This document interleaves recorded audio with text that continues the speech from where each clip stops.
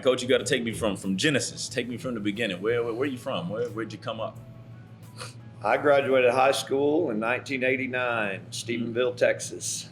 Oh, okay. Texas. So I'm a Texas boy. So to be honest, I never thought I'd be in Oklahoma this long. Right, I right. always thought we'd get back, and that was the plan early on. Thought we'd be up here a few years and then get back to, maybe in the Metroplex area, a little closer to where I came from. But Tulsa's home now. So. All right. Well, what brought you up this way? How did you stumble and trip and fall and end up I in was Tulsa? I was graduating Abilene Christian University, and my assistant coach there at Abilene, knew a board member at Wright Christian Academy in Tulsa. That's right. And I was, applying everywhere, trying to find that first job, and had been applying in Fort Worth schools, and had actually been offered a junior high position in one of the Fort Worth schools, ISD. And Coach calls me up and says, hey, there's this private school in Tulsa, Oklahoma that's needing a coach. I said, all right. They said, would you be interested in interviewing? I said, sure, I'll interview. I didn't know. So, see, I'm ready. Flew to Tulsa. Never been to Tulsa before. Yeah, flew to Tulsa. Okay. And real official. Came up, interviewed with them. Back home, of course, a little private school. I didn't know any different. All I knew it was a head coaching position. That's what you wanted. That's to run what your I wanted. own show. I was like, all right. I knew they had a couple of good players at the time. I get back home, and a day or so later, they offered the job. So it was a fit for. They needed to hire somebody in a lower pay scale, somebody new, not a lot of experience, a little private school, and they offered the job, and I accepted. Was actually scheduled to get married in December of that year. Right. And we bumped up the wedding to Labor Day, September, so she could come with me. That's right. And big jump. We moved up the wedding a little bit, and moved to Tulsa, and stayed at Wright Christian 3 years, and then got on as assistant Memorial that 97, 98 year. So that's kind of my start in Tulsa area. And I was just sitting there thinking last night, talking with my assistant coaches. This was last night's game was year 27, kicking off year 27. Really? So congrats to you on that, man. Thanks. That go by in a hurry. And that's what everybody that has a few years on me tells me that same thing. So I guess I better start listening. Yeah. Well, so you, in a way, you got started in a not so uniform fashion. You started off in the driver's seat as opposed to following someone else's lead. I did. I didn't know what I was doing either. I knew just enough to know that I was the varsity coach, the JV coach, the 7th grade coach, the 8th grade coach. I had, so I was doing a little bit of everything. Right. And teaching elementary PE. That's the greatest. And maybe a health class, and I think I had a Bible class early on. And so I was definitely just trying to make it day by day. And all my coaching at that point was strictly, I think I knew in high school that I wanted to be a coach.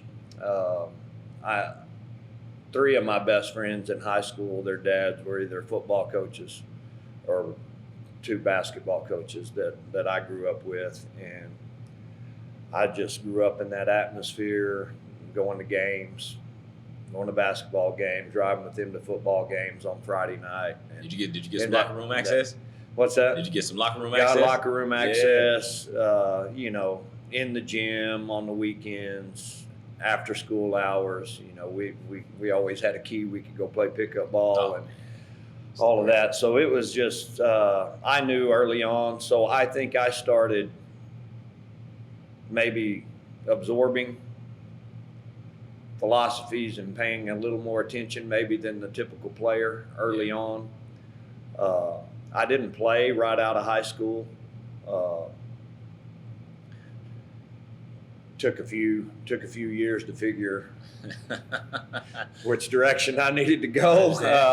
Messed around in junior college a little bit, and went back home, went to Tarleton as a part-time student and worked for a little bit, and then got back into it, was a walk-on at ACU. So you still had some game then, huh? Yeah, I still played a little bit. So, that was fun. Then I got injured real bad, and but stayed around the program. Right. And then actually got on with Abilene Christian High School, which is not high school. Abilene Christian High School, which was a little private school there, and started, volunteer assisting when I was, finishing out my degree. And how old were you at this point? Oh shoot, I was 20. 20. I'm actually glad you said 21. That number. I was joking with a friend of mine the other day who has a relative who's 20 years old. I'm like, man, that's the worst age ever. You're not a teenager anymore, but you're not an adult either. That's it's like right. in between. You gotta. But as a 20-year-old, did you find it challenging in terms of how you communicated with those guys that you were coaching at the high school level, seeing as y'all are basically in the same generation? It was really weird, especially my first job. I was 22. When I got, and some of those guys were already 18, maybe some of them 19. Yeah. And it was like, there's a fine line between wanting to be their buddy and be their friend and relate to them, but yet still be able to direct them and guide them. Right. And, I was taught early on in my coaching career from guys that I'd been under that, you can't be buddy with them and still be boss man. That's right. And so, but you still got to build that relationship somehow. You got to build that trust, and I think that's the biggest part of getting teams to buy into what you're telling them. Do they trust you as a coach? Right. And if you can get the players' trust, then they're going to run through that wall for you. Yeah. Now, and this is me. I'm 31 now, and so I'm still a little young, but not as young as I was when I started. I was 22, and I found that the older you get, the respect element, it seems to be a little easier. Meaning that the fellas or the girls, if that's who you coach, they get to that point earlier just from okay, you're older than me kind of deal. To that, you would say what? I would say true. Okay. I would say true. I think. Also based on your experience or your reputation. That's true. I mean, if they know you got some marks under your belt as a coach and they've heard about that, now there's always some kids that they don't know what you've done. They never heard of you. Right. So they come in, who, what'd you do? Where were you at? I mean, they don't care. They don't know. And I find that a lot of with junior high kids, 8th grade, even some 9th grade kids, and probably more so that I've been out here in Sand Springs, and as well as coaching, it's not what you've done, it's what you've done lately. That's right. It's a new day. Sure. And nothing truer than what just went on at Broken Arrow, I guess. Right. Hey, there you go. Oh my goodness! If you look at somebody who's proven and decorated like that, it's like, wow, it can happen there. What? I suppose it is. We're never. I think as a teacher, you're safe in Oklahoma. If you get your 3 years in, it's a little hard. You're kind of safe in your position, but as an extra duty stipend, that's not promised to you in Oklahoma. If the administration wants to make a change, they could walk in with no reason, no recourse, and say, we're going in a different direction with a new coach. And that's, I think you always, you got to keep that in mind. Sure. If you want to be secure in your job. Yeah, and I guess, that actually happened to me 2 different times, back to back. And so, if I wasn't humble before, it definitely got me straight in that regard. Then I was like, okay, as good as I think I am at this, I've had the carpet yanked out from under me a couple of times. Right. Just to reset me. Right or wrong, there's no reason for that. And I saw that a lot through the years, at different positions, throughout schools that I've been in. So I think I learned that always early on. I mean, you got to be prepared If it's time to go, you got to go, and other opportunities will open for you. For sure. Speaking of going and time to go, I've only known you. You were synonymous with Tulsa Memorial in my mind. With all due respect to anybody else who may, have something to say in contrast to that statement.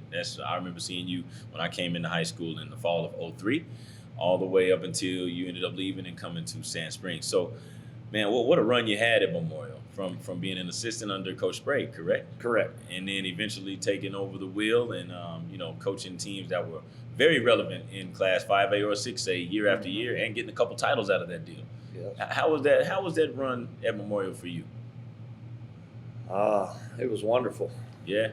I owe Coach Sprague probably everything at this point to get me to where I am, because he hired me and he didn't know me.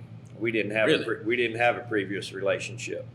Wow. So walk in. It was. I can kind of walk you through that scenario. Please do.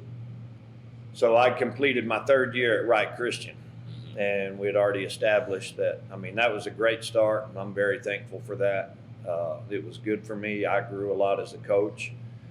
But a lot of the private schools are tapped financially, and Wright was in that situation. There's always a certain number, and there's going to be a certain pay scale that they're going to be able to get to. And sure. They were in a crunch at the time, and after my third year, they weren't going to let me go, but they had asked me to take a pay reduction. At that point in time, we're 3 years in. We're getting close to starting a family, so I knew it was time for me and longevity to get into public school so I could get in the teacher retirement system and all of that. So I was looking to, make the jump into public school wherever. Sounds like the timing was right. It so happened that, that was the year Memorial went through a coaching change mid-season. O'Rourke was the head coach at the time, Mike O'Rourke. Right. And he got dismissed mid-season. Did not know it was mid-season. You just gave me a nugget right there. Yeah, it was. I think it was right around Tournament of Champions, right after Tournament of Champions, early January, right in there. So Sprague was named interim head coach at the time and finished out the season. So the ex-coach at Wright Christian, Brannon, is actually, oh my goodness, what's his first name? It's been a while. Sean Brannon. Do you know Sean? I do. I know. Okay, Sean Brannon's dad was the head coach at Wright Christian before me. And he said, and he was still teaching there at the time, and he had kind of brought me under his wing and was letting me know the ropes about Tulsa and all in the basketball circles and things. And he said, Coach, he goes, I know what you're going through here, and I know it's, you're going to be moving on. He goes, Coach Sprague's the only coach over there at Memorial right now. He goes, you need to give him a call. I'm like, Memorial? By now I'd been in Tulsa 3 years, and I knew kind of the lay of the land. The lay of the land and who the top schools were. He goes, yeah, you need to give him a call. So I started calling Coach Sprague in the spring. This is, I don't know, as soon as the season's over, March or whatever. And, Coach Sprague said, yeah. He goes, we'll be doing interviews, blah, blah, blah, all at once. So I'd call him about once a week, just checking in, just say, hey, I'm still interested. And one day he invited me out. You were able to reach him though, right? Huh? You were able to reach him? I was able to reach him. Good deal. Yeah, I was able to reach him, and he stayed in touch with me. And he said once I kind of get an idea of the timetable we're looking at, and because he still hadn't been named the official head coach at the time. Right. So all of that had to go in. So I don't know, I guess it was probably in April. It was after spring break. He invited me out, and he said, we're going to be playing 7th hour today. Can you come out and just visit with me? And so I did. I show up over there, and I go into the old small gym over there at Memorial. Yeah, I remember that. They're back there playing.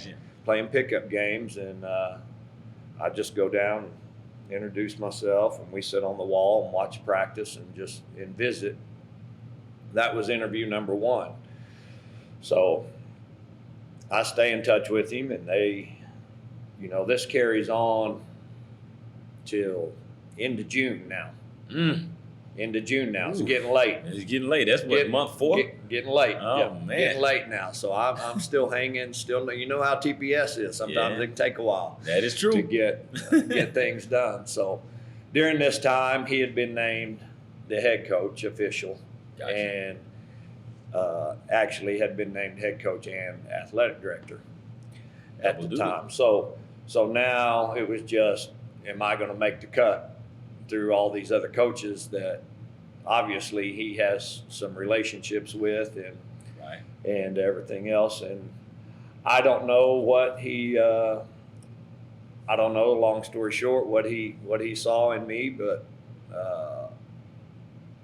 he offered me the job. And in June? In June.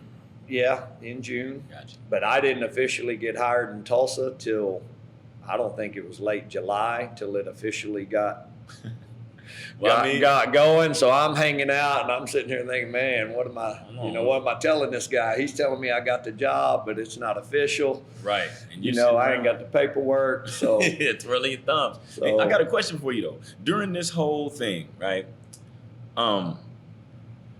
Were you, I don't want to say loyal, but were you entertaining any other opportunities at that time? I was applying everywhere. That's what I would think.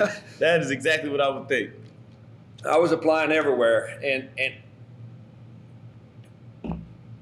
I think that's the first time reality hit me that, I won a lot of games in 3 years over there at Wright Christian. We had some good teams. We played, and we won some big games. We played in that Coca-Cola Classic that Cassia Hall used to have, and we had a great run. We ran through Beggs, we ran through Boynton, and, right there.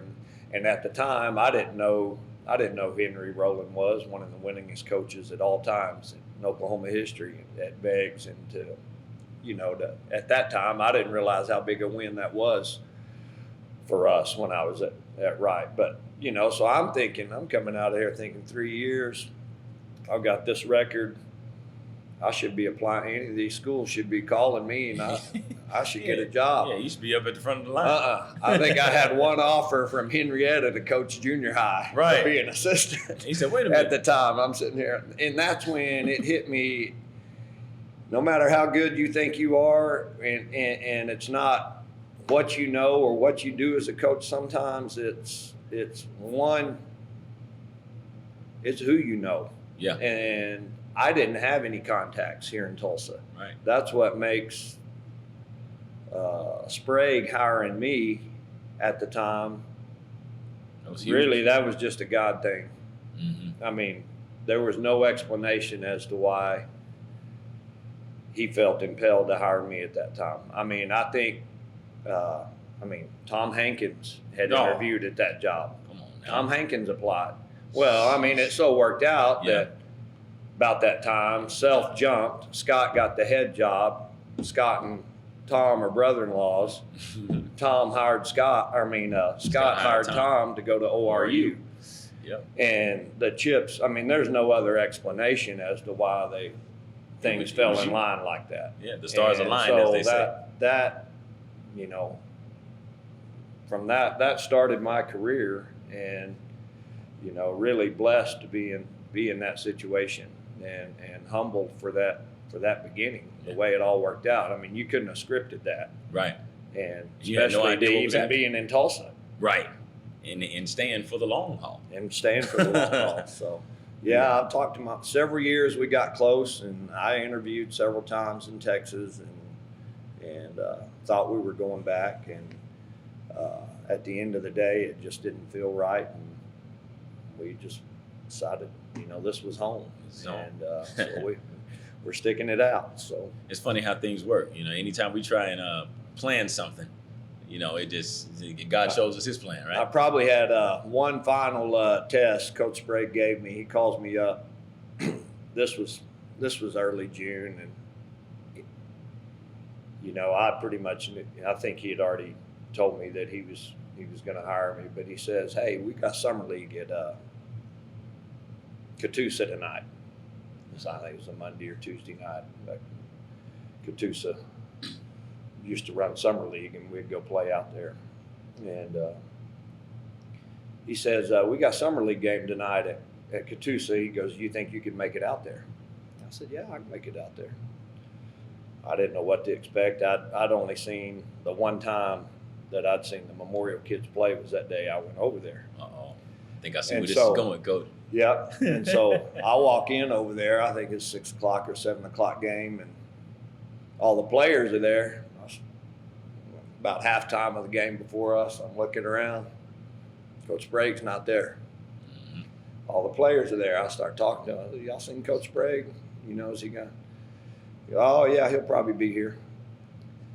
Well, game time rolls around. No Coach Sprague. So I guess I'm up. Yeah. So, we have Jason Parker. Okay. Arik. Big time. Gaines. Jay Miller was there. Who was it? Mike Rainey. Jake Thompson. And I didn't even really know them all by names at this point. And so anyway, I got to start coaching. And we coach them up, and most people could win with that team. I don't remember who we played, but I remember it early on, they weren't doing so well. And and I kind of had to say, "Hey," and by this point I figured out that this was a test for me. Yeah. By halftime I realized Coach Sprague wasn't coming, and this was this was on me. So I kind of had to have a talk with Jason. I said, "Hey, okay, here, I'm new." Yeah. But I've been a head coach for 3 years, guys. You know what's happening. Let's get after it here and pick it up a little bit. And so, yeah, I called Coach Sprague after. He was, "Oh yeah, I got tied up at the pool. I couldn't make it. But I also didn't know at that time that his longtime college buddy and best friend was Joe Babinski, who was the head coach at Catoosa. So he was there scouting me too. There's always a game. Always a game plan. Within the game. Yeah, game within the game. Golly. Well, here's the deal. Did y'all finish the deal that night? We finished it. Yeah, we played finished pretty well. Yeah. Did Coach Sprague ever reveal to you afterwards that it was all put together? Yeah, because I've heard the story where his old coach Bill Allen did that to him one time. So I guess he was passing it down. So crafty move. You gotta love it, man. All right, so how was it working under Coach Sprague? And also I want to ask you this specifically: as an assistant coach, were you given the reins to be who you were as a coach? I was. I owe a lot of my philosophy and I guess knowledge early on to Coach Sprague. I had been under.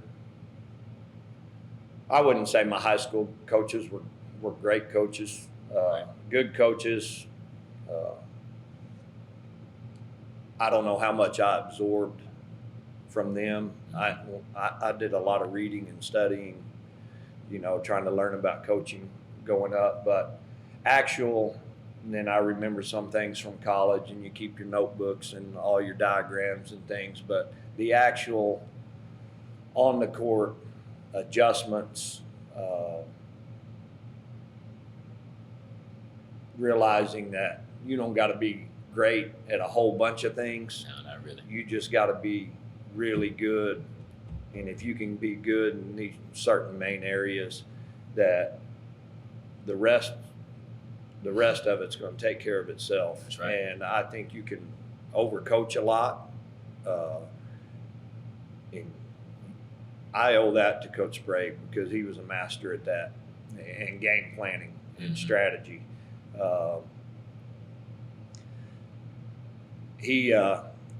That first year, I was the 8th grade coach, 9th grade coach, JV coach. Oh yeah, so I coached Bird. I'd coach Bird right after varsity practice. They'd come in at 6 o'clock and practice. But I guess the year before, 8th grade, his youngest boy, Luke, was a freshman my first year. Mm-hmm. So I guess that 8th grade team had won the city, All city, as 8th baby. grader. They were all city champs. Maybe didn't lose a game. I don't know. Maybe just lost one game. So Hale ran their 9th grade tournament back then. So that was always the preseason tournament. Yeah, man. So here I am, this new coach, with giving this great group of incoming 9th graders to go play. And this is my first game with them over at the Hale tournament. Yeah. We get beat. This is like the first game this team's lost in 2 years. Oh, wow. 9th graders. So way to go, Coach I'm sitting Savage. here, you know, and Coach Sprague likes to say, all these parents are calling him up. Who did you hire? Who is this kid? Who is this? Did you feel any of it? I started to right then. I started to right then, but you know, we were able to right the ship and get it going. But yeah, I think early on, I think I wanted to do everything the way he was doing it, and then you realize that you can keep the foundation, but you may see something a little different, and it's okay to make those subtle adjustments as long as you're, you know, as long as you're within your base or your fundamental. And he was always really good to give me that leeway. And early on, you know, he would come in, even though I was the head freshman coach, he would come in and say, okay, I'm going to be with you in here first hour with these freshmen. He goes, you're the head coach in here. I'm your assistant. If there's something you want me to do or a group you want me to work with, he goes, you have it planned out. You tell me what to do. And you're the head coach when I'm in here with you first hour. And then we reverse. And that helped me grow as a coach, because it made me start game planning practice, planning drills, planning strategy, and all that. And then, you know, he was humble enough to allow me to grow in that area, which I think really helped me later on when I was able to take over. I did the old role reversal. We did the role reversal. And see, you guys, you were blessed enough to get a title as an assistant too, weren't you? Didn't y'all win one together? We did not. Did not? Did not. Set me straight, Coach. We did not. Actually, that first 3 years, we got upset. We didn't the first 2 years. We made it to the state tournament Jason's senior year. Right. But we didn't go sophomore, juniors. Ooh. We got upset in the area game to go. That's a rough one. And you guys were 6A at that point, right? We were 6A. Nah, and it's no nights off in 6A. No nights off. It was tough. We like we had a couple of. It seemed like there was always a couple of injuries right there, or there was some suspension stuff. Yeah. There was always some drama that seemed to happen right there those couple of years. You know, Brandon Daniels got hurt bad. Set us back. There was some players got in trouble. Yeah. Right there at the end of the season, and just never seemed to work out towards the end of the season right there for a couple of years. So he had actually, that year he took over in '97, he finished runner-up. They were runner-up that year before I got there. They had beat Broken Arrow, I think, by 20 in the area. And then Broken Arrow gets hot, comes back through the loser's side, gets to the state tournament, gets hot, and they end up playing BA again and lose a close one in the state title game to John Phillips. That was Coach Phillips. Yes, sir. Legendary, but it's hard to beat a good team twice in the same season, isn't it? Yeah. Right. Yeah, that happened to me in 210. So if there's one that stings, that one stings. So. Oh, man. So he already answered one question. Oh, and I got coming? That's coming. All right. But it's all good. I'm going to give you the opportunity to tell me about it. But let's skip a chapter or two to how does it feel when you now become the head coach at Tulsa Memorial, right? And now you're following in the footsteps, more or less. You know, the same guy who gave you your break into coaching in the inner city area here in Tulsa. Did you feel ready? Is it something that you maybe subconsciously wanted? How were you feeling? I wanted it. Okay. I was prepared for it, And, something about, and part of that was, it wasn't a surprise. We knew when it was going to happen. He had always said that when Luke was finished playing, that he was done, that he was getting out. So I kind of knew the timetable.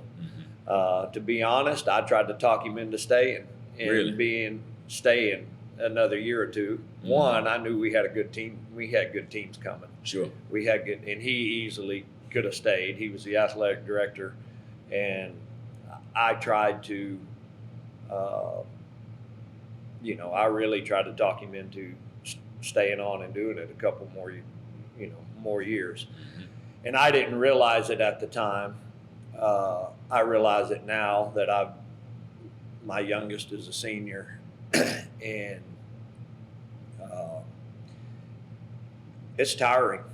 It can wear on you, and I didn't realize it at the time. And he kept just saying, he goes, for me, 25, 27 years in, whatever he was doing, he goes, I know I'm nearing where I'm ready to hand over the reins. Yep. And so he kept his word. And when Luke was finished playing, he stepped aside, and it was still my biggest. I felt more pressure because I didn't want, not anything that the school did or anybody outside. It was just an internal feeling that I had, that I didn't want to let him down. Right. Because I knew what he had poured into that program, and here I am, only been there 4 years. Right. And he's got over a century of being there, building and everything, the work that he had put in inside and outside the program to make it special. That's who I didn't want to let down. Yeah. I didn't want to let him down. I think that's a natural feeling, though. I mean, I'm putting myself in your shoes in my mind. I would have felt the same way, because when we think about pressure, somebody said to me a long time ago, it's like the expectations of the outsiders can never compare to what you have for yourself. So, if quote unquote pressure is being applied from this guy over here, you shouldn't even feel it. Right. You put it on yourself. But you're a competitor, though. Right? I'm a big competitor. Probably too much sometimes. That's probably one of my vices. So. I hear that. But your first season in that driver's seat as the head coach over there, I'm pretty sure there were some differences. Maybe they were subtle, maybe they were big time differences that you felt right away. But what was the most noticeable difference that you felt being in the role as the guy? It's lonely at the top. Yeah. That's a it's fact. Lonely when you're the guy. Yeah. Not so much the on-court stuff. I think it's the things that you don't realize that you have to do as a head coach that has nothing to do with on the court. Yes. You are now in the microscope of your principal or your building administrator. Right. You're having to go to all the meetings where maybe in the past that you didn't really go to, or didn't have to go to, or went to the ones you wanted to. Yep. Now they're calling you into their office. You're having to. I think Tulsa did a great job back in the day, because we had J.V. Haney, and I'm guessing they still do their little TV shows and interviews. That prepares the coaches in TPS to be able to sit in front of a microphone or watch a video and break down and talk. There was a lot of that went on. That started with Stephanie and then carried on with Gil and Mick. And they did a great job promoting their coaches and programs. And I think that just really helped prepare to be able to handle an interview, to know what to do. And so when you do get in those big games and you're put on camera and you're comfortable. But the demands outside, obviously, in being in Tulsa, and this, you got to be organized. You got to fundraise. Yes, you do. You got to help support your own program or maintain your gym. Or I didn't realize everything that went into the head coaching position outside of just coaching. You know, if you could just show up and coach every day, that's the easy part. That's the easy part. But now you're the one on top of your kids' grades every day and having to walk through that. You're the ones taking them home, picking them up,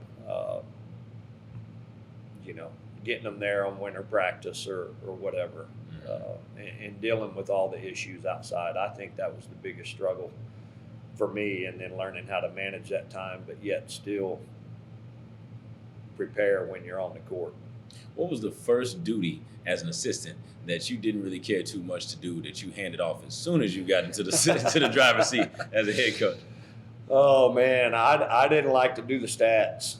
Back then, you had to do the stats. So that was the old paper stats. Yeah, I didn't like going back and breaking down that film and doing that. So I think I handed that off to Coach Anderson.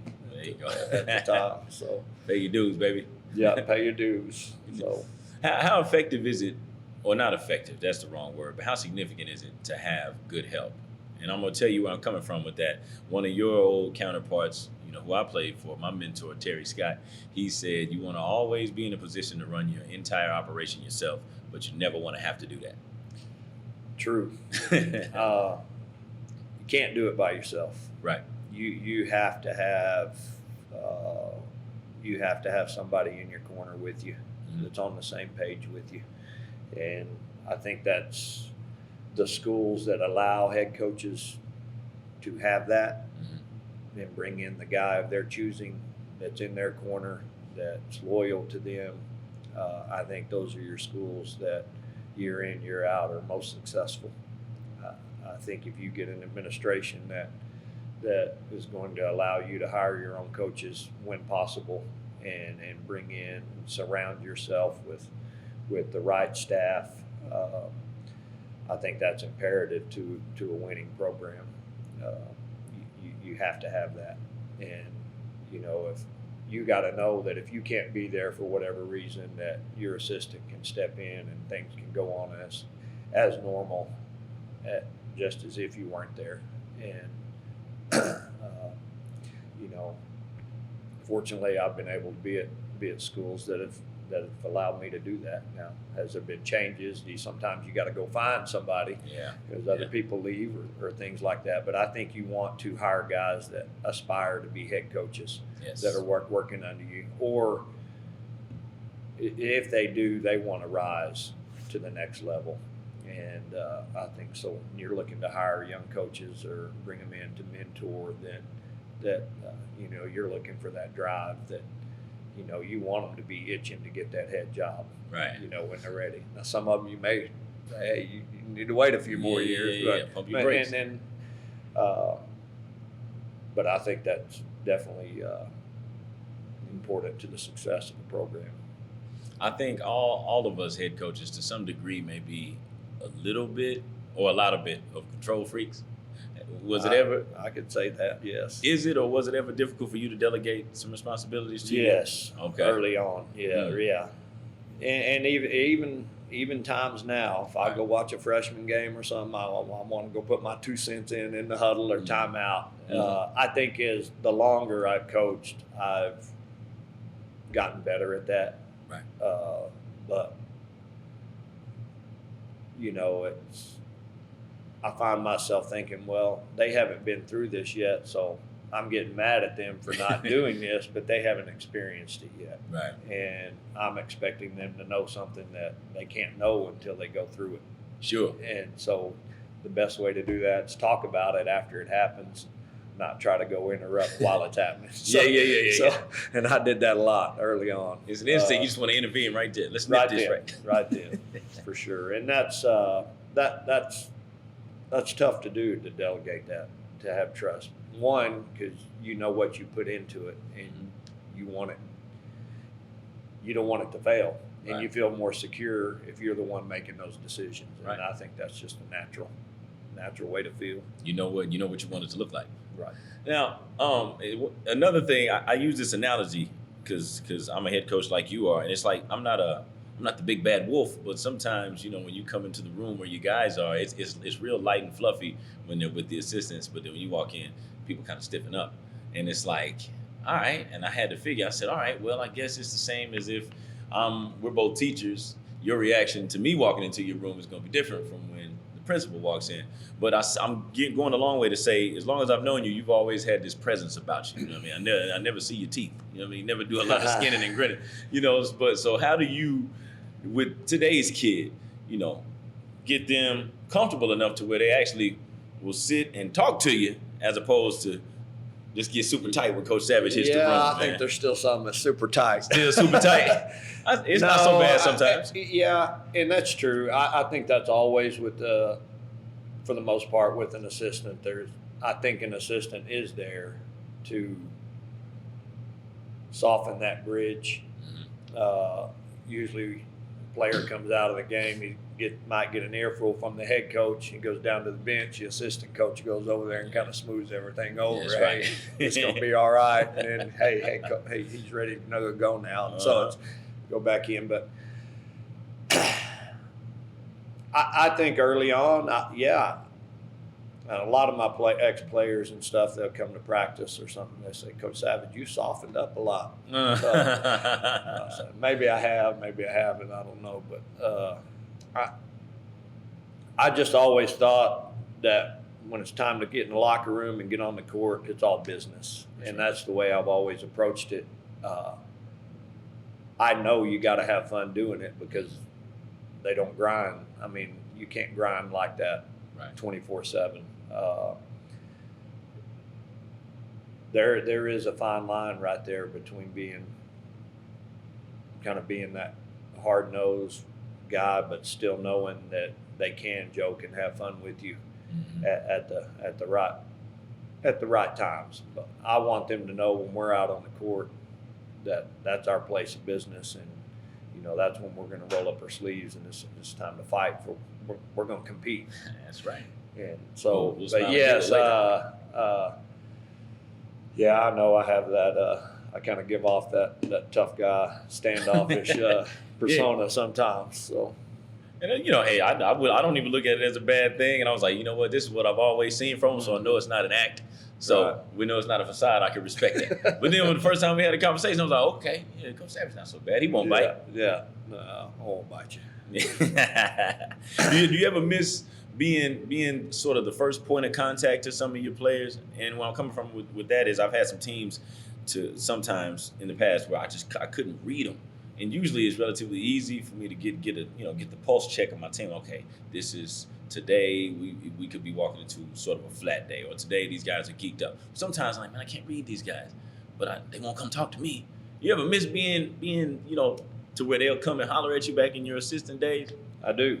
Oh yeah, I do. I find that something, and still even. I mean, it's that way today. Even if we're in the same room with my assistant coach here or something, we both walk in together.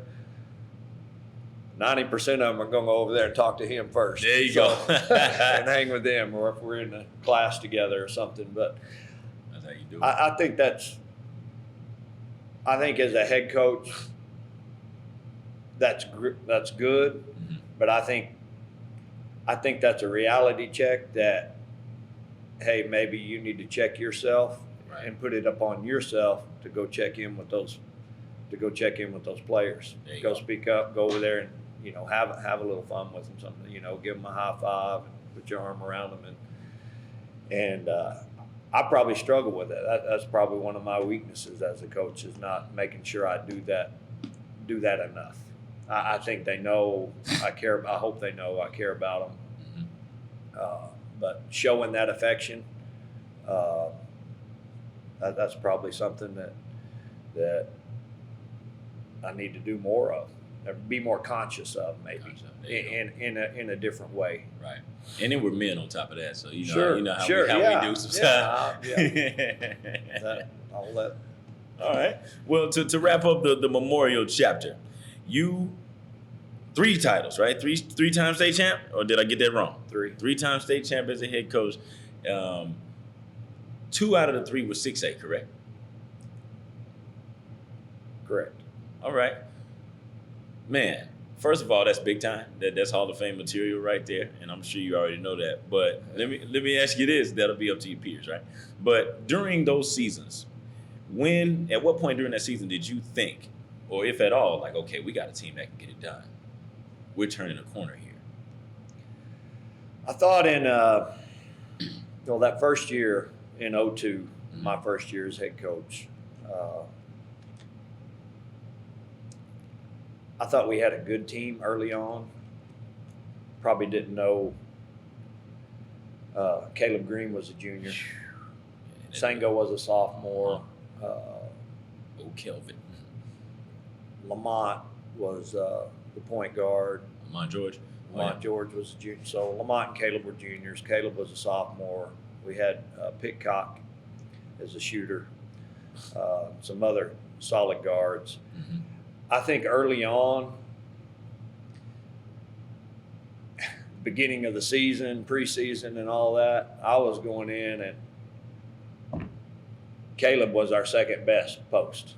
Really? I was going in at the time thinking, he's not even our best post player. Mm-hmm. I thought it was Curtis Hendricks at the time. Curtis was a senior, year older, so we had Curtis and Caleb, but I found myself running a lot of stuff for Curtis early on. Caleb was just developing. He had an okay sophomore season, but wasn't a varsity starter. Right. And man, did he take off right there. And so by the time we were through the scrimmage season, we knew Caleb had something going, that he was going to be special. And he ended up having a great season in his development. We got all the way to the semifinals of the state tournament that year, and we lost to Union, a good Union team. And so bringing that group back going into 2003 really felt like we had the pieces in place to one, get back to the state tournament, and then hopefully win it, which was tough. Yeah. Putnam City and Booker T were probably the two teams that year to be, that were picked to win it, favored to win it. And we scrimmaged Putnam City early on at Broken Arrow that year. I remember it, but I remember coming out of there feeling like, okay, if they're number one, we're not far. Yeah, we're pretty close. We're pretty close. And so they beat us in those scrimmages, but we were there. Right. And so that's when, and that team was hungry. And so it rolled around, Tournament of Champions that year. We got a big win against Union in the semifinals. Then we came back and beat Putnam City in the finals of the Tournament of Champions that year. Man, that was a tough tournament to win back then. At that point, we knew,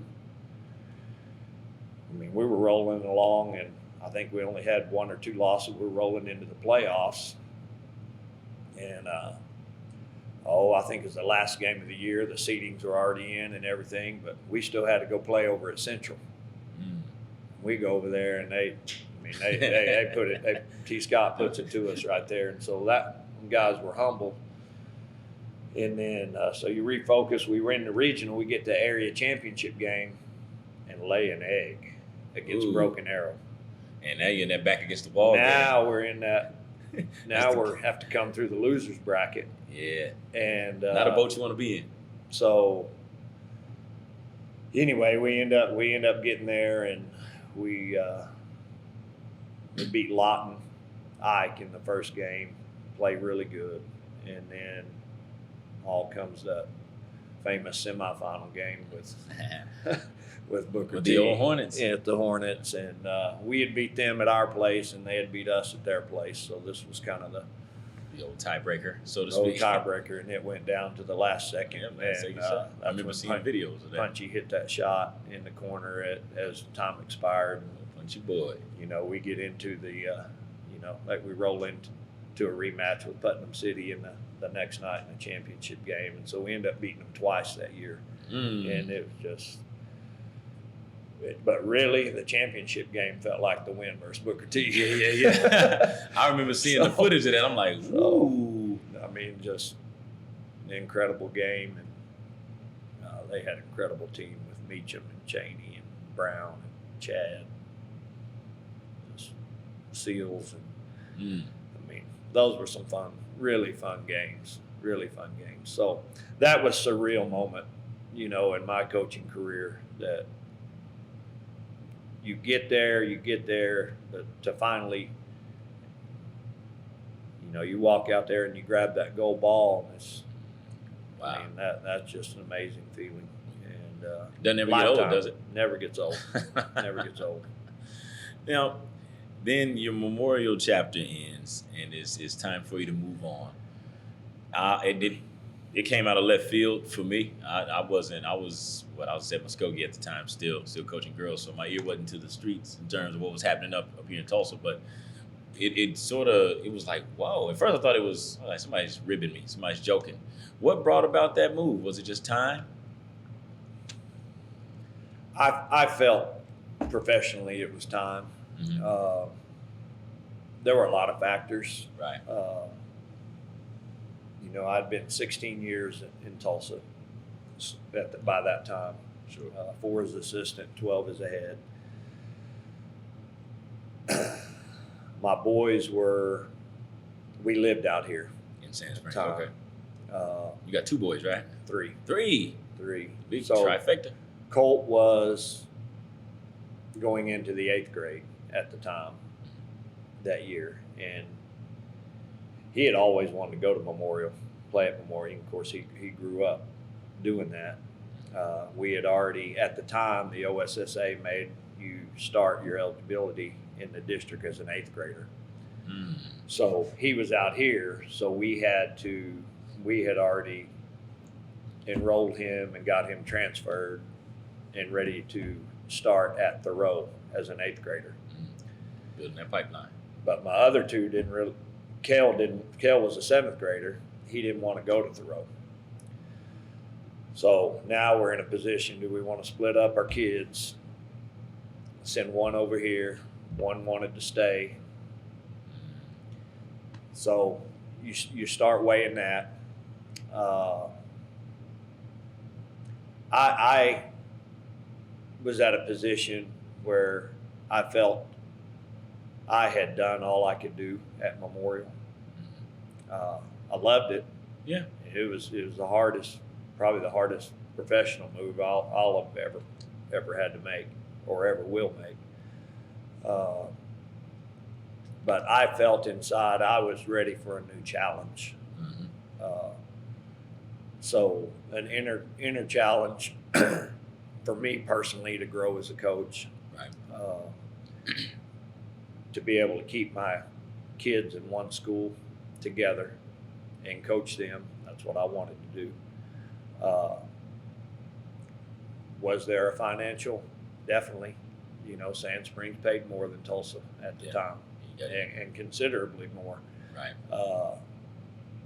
So, you know, at that time, everything just kind of fell in. Did I ever think that I wanted to go from one of the winningest programs in Oklahoma to a school that hadn't been in the state tournament since 1955? I would say no. That's another one of those God things that I don't think I would have chose. Right. And I don't really know why it came down that way. I thought this job could be better than what it was. Mm-hmm. We're not union, we're not BA. Right. You know, some of the bigger schools, but I felt they could definitely be a competitive program. That challenge you were looking for. And challenge. And I wanted to know, okay, I was handed a winning program at Memorial that was established. Mm-hmm. I was able to keep that going, win a championship with one that was already started.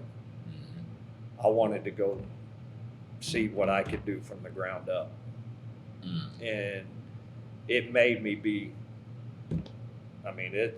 it's helped me become a way better coach, because I had to change a lot of things. And, you know, not only from the culture, but just strategy within games, realizing that I don't have the same type of kids that I had over there. Right. Same. So it was, but let me tell you, it was hard. It was hard those first few years. I mean, it's still really hard. What year are you in now? Is this 4? This is year 8. Year 8 at Sand Springs. Are you kidding me? Year 8. Hold on, let me back this thing up. Let me back this thing up because it's 2020 right now. So that happened in 2012. Like 13 was my first year here. Okay. Yeah, I'm going in 21. Yeah. Jesus. Good. Let me ask you this though, because a lot of people, the common mind who doesn't have any experience in this business, may think that your problems go away the more talent that you have. You know, and I say that it's all about which battle you feel like fighting. Now, what are some of the noticeable differences besides just personnel? You know, being at a place like Sand Springs versus coming from, you know, when you had the cream of the crop athletically at a place like Memorial? I think number one over here was, I believe the previous 2 years before I got here, they had only won 1 or 2 games. So to come in first, and the first hurdle was to get competitive. Mm-hmm. I mean, we may get beat, but we don't got to get beat by 40 every night. Let's not get throttled. Let's not get throttled. And so my first few years over here, I just wanted to keep it within 10 points going into the fourth quarter and see if I can hang on to, you know, to get a few. But you got to start taking baby steps.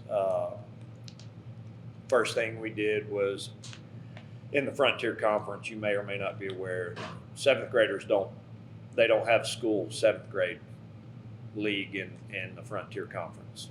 It only starts 8th grade. I thought it started 7th, but no 6th. But maybe that was just Muskogee.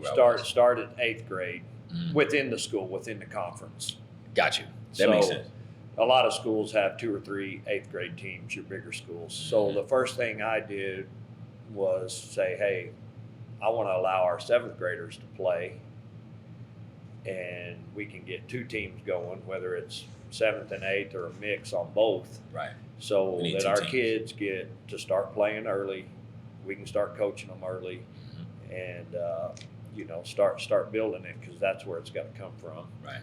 And so we started allowing 7th graders to play that first year, and created 2 junior high teams that both played 8th grade schedule. But you know, that gives those 7th graders an extra year within our program to start practicing, getting in the gym. That was the first thing I wanted to do. Did you run into any resistance on that? Administration here was really supportive. Good. Really supportive. And, you know, we had talks before I even accepted the job that there were some things that I wanted to know that they wanted to be good. Amen. And if they were able to meet the criteria, then, you know, I would come accept the challenge. And so the support out here has been really, really good in that area as far as helping us try to build a program. The next is just getting win one.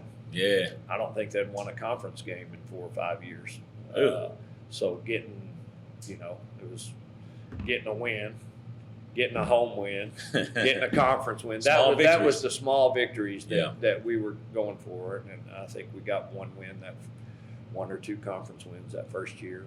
And then it was like, okay, we don't want to be bottom 4 when the regional comes. Mm-hmm. You know, and when I got here, I mean, the expectation was once regionals was over, the season was over. I mean, there wasn't even, they didn't even have the area tournament, state tournament on the early season schedules. Oh, no. We got to change that. You see what I mean? Yes, so sir. that from everything down, they expected the season to be over. And so, you know, I was like, hey, we're not going home that first weekend. We're going to be in the area. We're going to win the first one. Mm-hmm. And so we can extend this thing another week now. We can extend another week. And so those were the steps. And we, that very first year, we upset Stillwater in the first round of the regional and got to the area tournament. So that was, I think we were the 12 seed. We wasn't bottom 4. Well, we were bottom 4. We were right there. No, we weren't bottom 4. There were 16. So we were just under it. So that gave us a chance, and I think we were a 12-5 seed or something, and pulled the upset, but got to their tournament. But for here, comparing that to where we were at Memorial, that was state tournament to me. Right. That felt every bit as good as winning that area game and getting to the state tournament, just on a different level. Mm-hmm. And I think that's where my mind had to go was, well, at Memorial, if we didn't get to the state tournament, it wasn't a successful season. Right. And here, hey, just winning that first regional game, that's my state tournament. There you go. So that's kind of the progression. It's only a matter of time before you crack that code, kick that door down, right? That's always the goal. That's always the goal. We've been able to get to the state tournament twice in the last 3 years, which is, I think pretty amazing from where we were 8 years ago, where we started. Didn't get to play in it last year because of COVID, which was really disappointing. But just the honor of getting there was everything that we've been able to do is a credit to this school, the administration, the players that have put in the work. Thank you. So, a couple more things I want to throw at you. Now, because we're still not out of the COVID era, for lack of a better term. Have you found it difficult to keep you guys engaged, even with the quarantines that could come just out of left field? I mean, I would imagine that it could be difficult, no matter what we say to these guys, with that notion in the back of their minds that, hey, we're busting our butts, but this really could be over tomorrow. Right. Has it been rough to get their attention? It early on, it really was, and I saw it within my own son. Cason's a senior this year, but being home all spring, being home all summer. Yeah. He's a senior. He started working. He started making some money. Oh, man. So not having team camps, not having summer league, not being able to use the facility for most of the summer.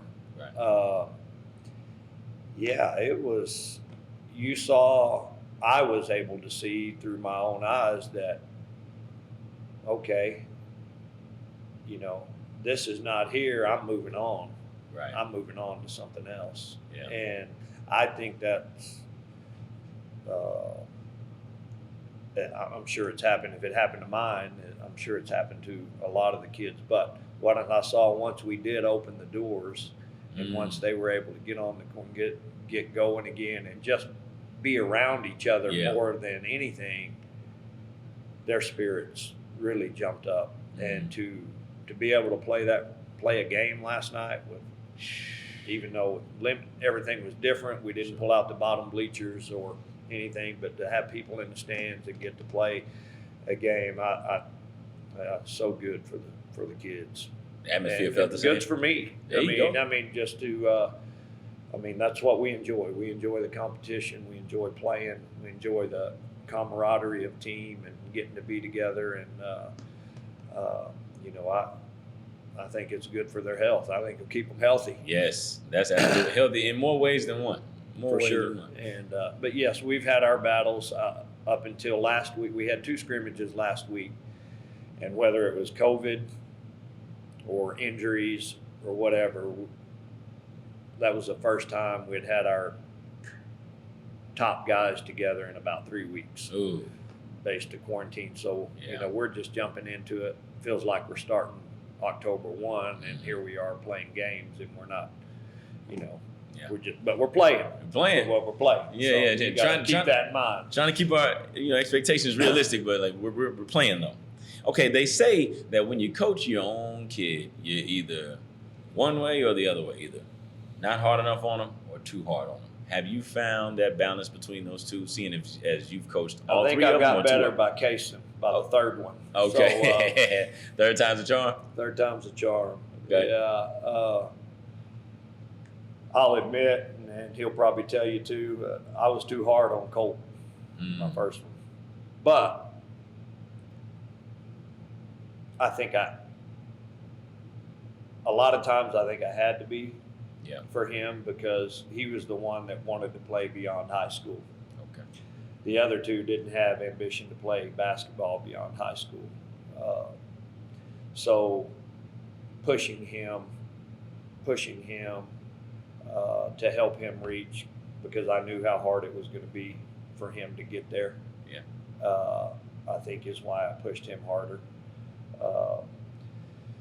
But that doesn't say when the other two mess up or don't do it that I don't still come down on hard on them. But I did not. I think I was better in a different way with them because the expectations wasn't so high. Gotcha. For them, and I think that helped them I think that probably helped them as players too. Yeah. And there wasn't as much pressure on those two as there was trying to get somebody to play at a D2 or Division I level. I'll let you off the hook here, Coach. That was based on the goals that he set, though, right? Talking about Coach. Yes, yeah, that's the goals. And he texted me the other day, and he said, he's playing at UCO. Yep, I've got to watch him play out there. I guess some practices have been kind of tough for some of the kids and things. He said, some of these kids should have played for you, and they would be able to handle this a lot better. There you go. And so I was like, well, I'm glad you're prepared, and that was my goal, right, was to try to prepare him for what it was going to be like at the next level, to be able to stay there.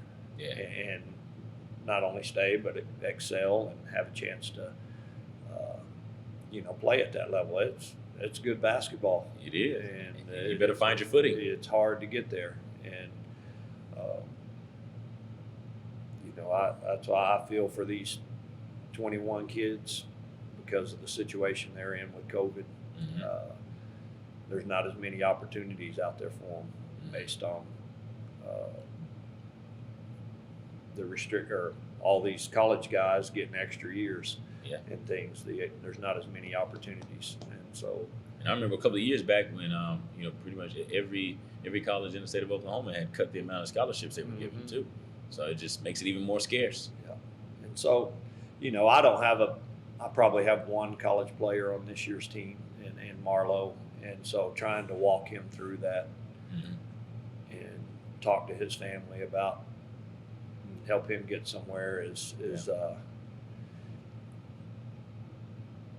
outside. They don't realize. They just think those scholarships should be there. Yeah. I mean, it's hard anyway, but it's not. It's even harder now. Even harder, for sure.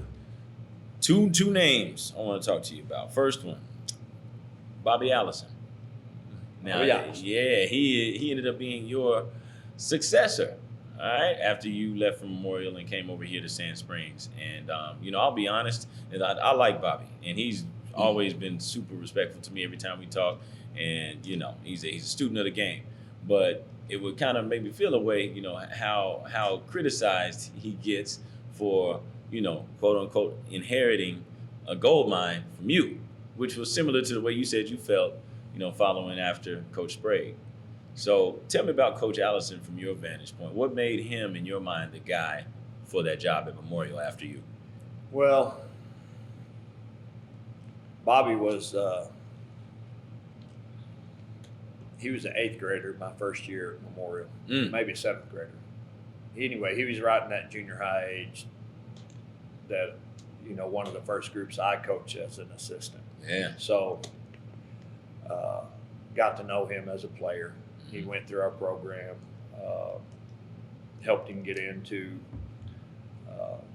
He was another one of those guys that knew early on that he wanted to coach.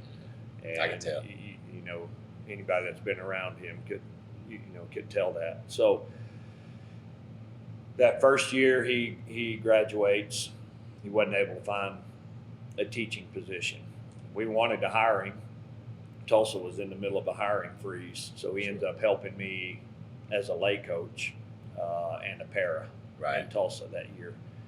And then that happened to be the year we won the state championship in 08, so he picked a good year. Yeah. What a good start, young fella. Good start to join. But and then the next season, Tulsa still wasn't hiring teaching positions. We didn't have a teaching position at Memorial to be able to get him hired. Right. Well, I encouraged him. I knew T. Scott was at Muskogee. Right. And so we reached out to T. Scott and said, hey, I got a good one, for you. I think you'll like him, and kind of the same thing. So T. Scott ends up hiring him. Bobby goes down there. They do a great job. Can't remember if he was there 3 years, maybe. 3 years there, and then he branches out, gets a head job. He's ready to kind of go get his feet wet on his own. At that point, he'd been an assistant for 4 years, I guess. And there were several of us that wasn't real thrilled that he took the Morris job. Right. Didn't think that was a really good fit to start, and it ended up not being a good fit. Yeah. Right. All the particulars there. So anyway, he's got let go. Yeah. At I know Morris. the feeling. And but during this time, I guess my decision had started working, and I'd already let Coach Sprague. That wasn't a shock to him. He knew what was coming, and so we collaborated a lot on what we wanted, and we're looking for to have an influence on who took that job over next. And it came down to, we wanted somebody that loved Memorial and the program as much as we did. And that person was Bobby. We knew that the passion and the love, and that everything that above anything else, we knew he would put in the time and keep the traditions going. And both of us felt that we saw something in him early that we could recommend him as taking over that position to kind of keep the legacy going in-house. And that's really what it came down to. Now, that was my recommendation.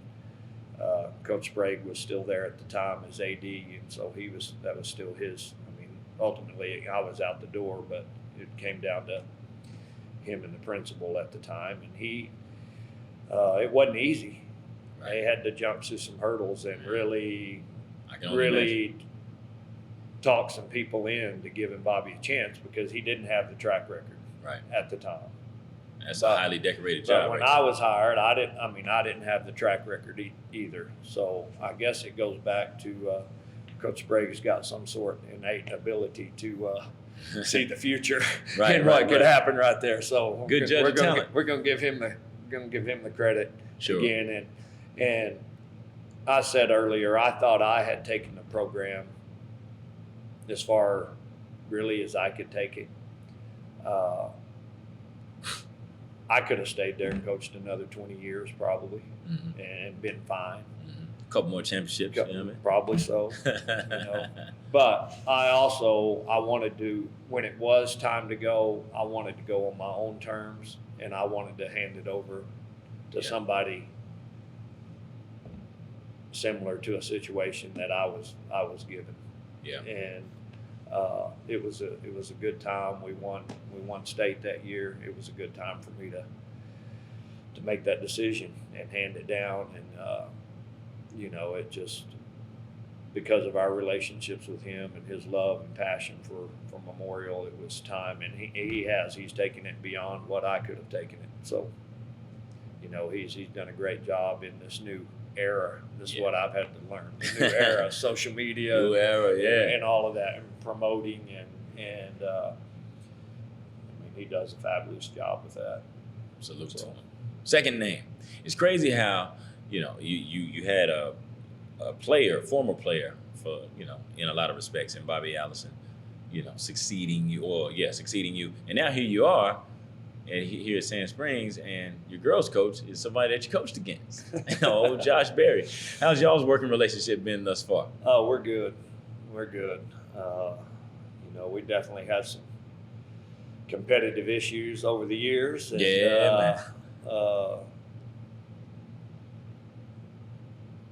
he's a competitor, I'm a competitor, but,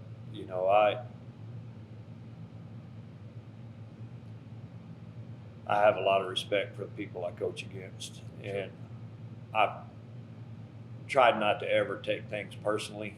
Right. Sometimes certain situations, when players change schools, it's hard not to get personal on those. Right. But and I know exactly I never blame the coach in those right. in those situations. Sure. That generally falls down, and through the years, when a player has either came into us or has left different programs that I've been at, it always tends to work out for both groups. Yeah. And so my philosophy has always been, if you want to be here, then I want you. If you don't, life's too short. Yeah. Let's not go down that road.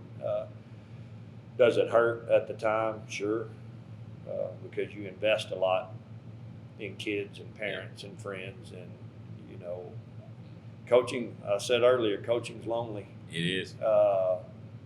You can think somebody is right there with you, mm-hmm. and to find out that they're not. Right. And it hurts. You're hardened.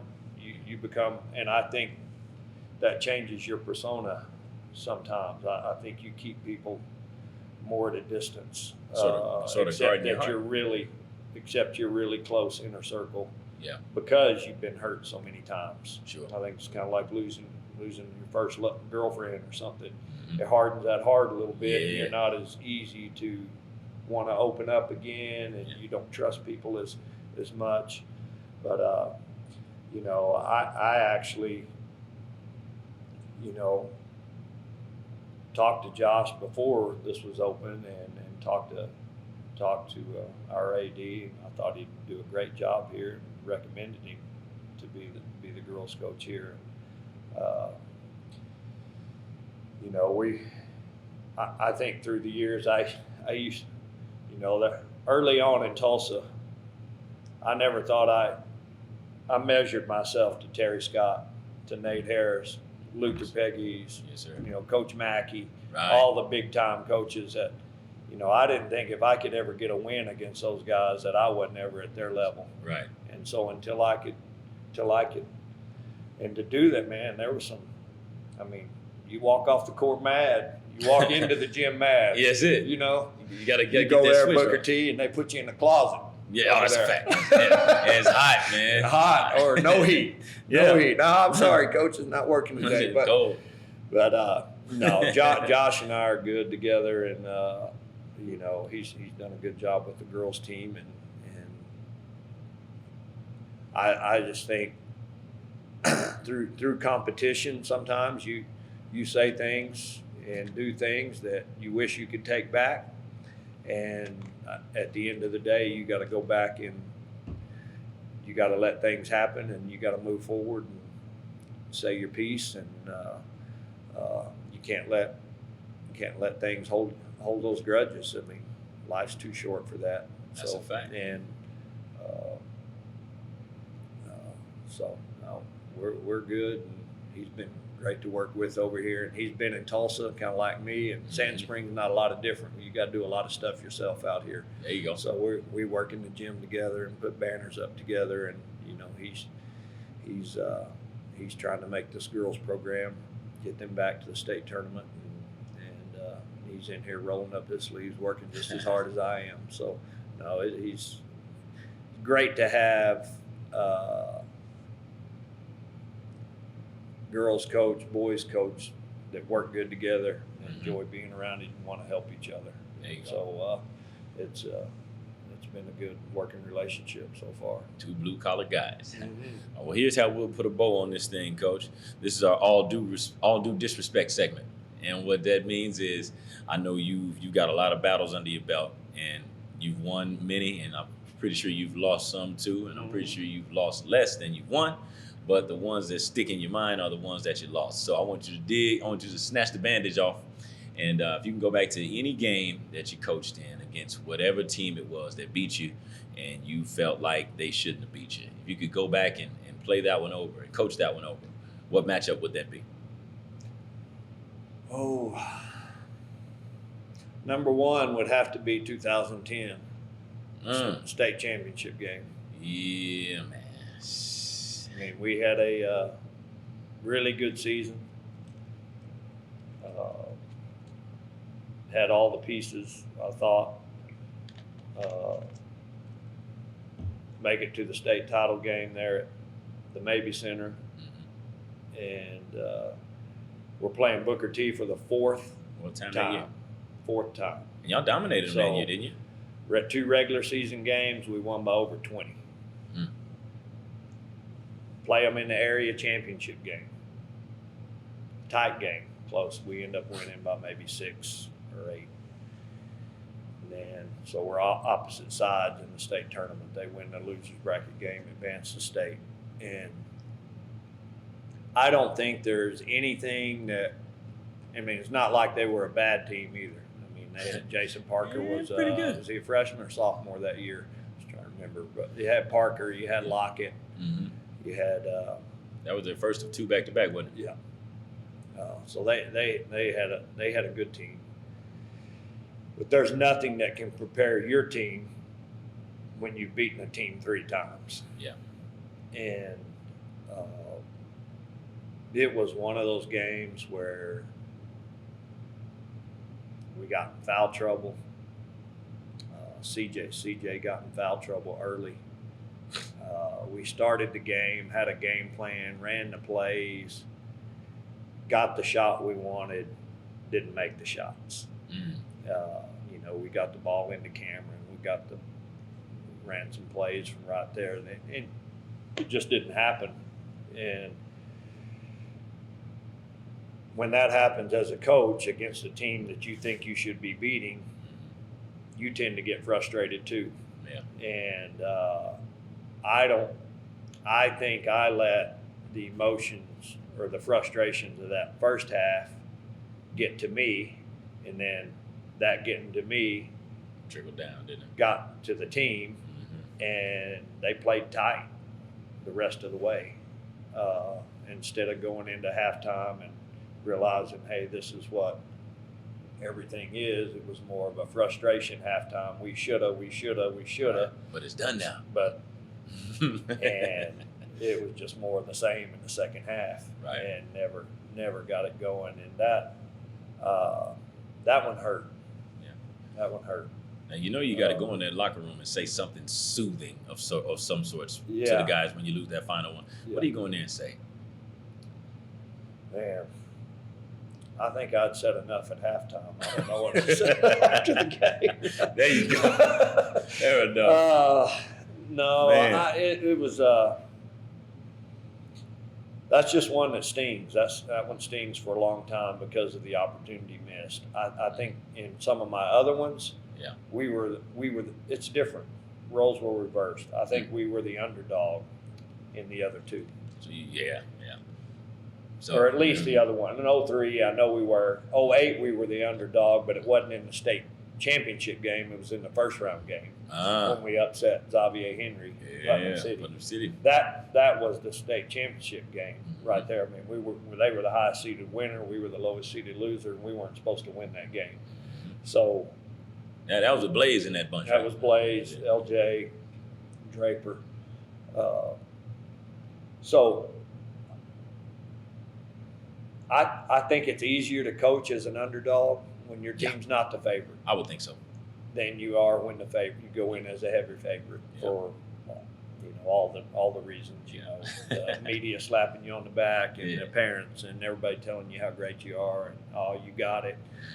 You've won, beat them a couple times. You're good. So that is hard to coach if you're not just overwhelmingly have more talent than the other team. That's hard mentally to get your guys to. You see it in the pros all the time. That's why they play a 7-game series instead of a 1. So one is tough. Yeah. So that one stings. Another one would have been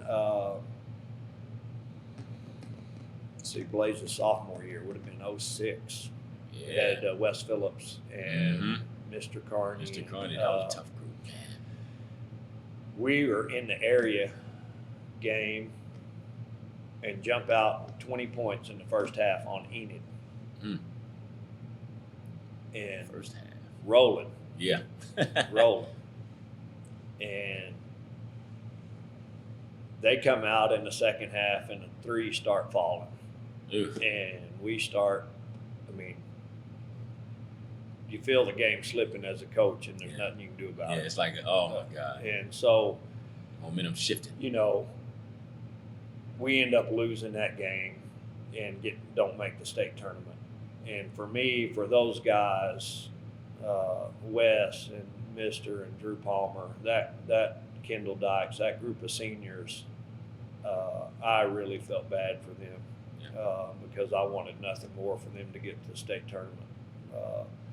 And just plays down the stretch, it just didn't happen, and it slipped away, and we lost a 20-point lead that we had in the first half. And I guess through the years, and you see it all the time. If you get out, it's almost better to play close than to get out to a really big league and be able to early and then be able to hold on when it starts. And I think a lot of factors. Your players let up.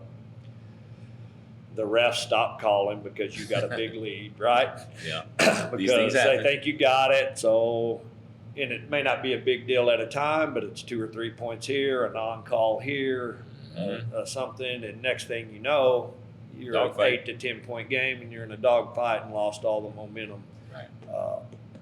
So yeah, that 06 area game was that one in 2010 would have to be the one I think that stings me as a coach the most. Yeah. Well, Coach, you got quite the catalog, my friend. Well, I appreciate you taking time, man. This has been a blast. I learned a lot more about you than what I already knew, and well wishes as we move forward. Hopefully, we can finish this season and cap it off by crowning a champion everywhere. So that means we'll get to play to or through March, hopefully. Hope so. I appreciate you coming out. No doubt. Best of luck to your season as well. Thank you, sir. Thank you. Yeah.